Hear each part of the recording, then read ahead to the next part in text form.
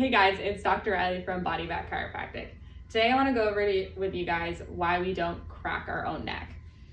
So what's going on here? This is a portion of our cervical spine that I've drawn out. It's our neck region. When we crack our own neck or make those pops or clicking noises, we're getting temporary relief because we're moving these mobile segments. What's really going on is that there's restriction in between each of these segments, and that's what's causing the pain. When you move your neck or you turn or crack it, you're moving the more mobile segments, causing more instability.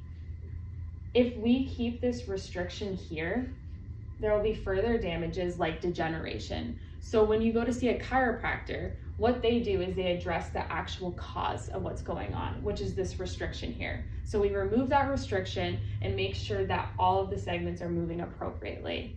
So if you have any further questions, call us back at Body Back Chiropractic.